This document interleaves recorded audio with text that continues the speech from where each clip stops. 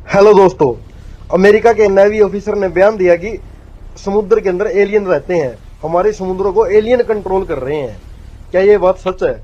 इस बात से डॉक्टर एलिस सिल्वर की वो थ्योरी को बल मिलता है कि उन्होंने कहा था कि जो मानव है उनको धरती पर एलियंस लेकर आए हैं। इसके फेवर में उन्होंने अपने तर्क भी दिए थे। डॉक्टर एलिस की थ्योरी क्या कहती है कि इंसान है ना बहुत तेज धूप से प्रभावित हो जाता है, जबकि अगर पृथ्वी इनका अपना खुद का ग्रह है तो उसको तेज धूप से प्रभावित नहीं होना चाहिए। एक उन्होंने अपनी थ्योरी में बताया था कि इंसानों को ना कमर दर्द की समस्या बहुत रहती है।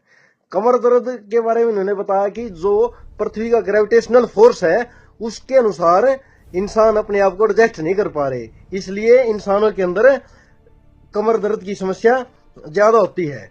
और उन्होंने यह भी बताया था कि यहाँ पर दूसरे जीवों के मुकाबले जो इंसान बच्चे पैदा करते हैं ना उनका जन्म लेना बहुत ज्यादा कठिन है। दूसरे जीव आसानी से बच्चे पैदा कर लेते हैं, जबकि इंसानों के साथ ऐसा नहीं है। तो उनको लगा ऐसा कि अगर पृथ्वी इंसानों का ग्रह होती तो यह प्रक्रिया थोड़ी आसान होती। और उन्होंने इस बात का एक और तर्क दिया कि जो इंसान है ना मानसिक तनाव में ज्यादा रहता है।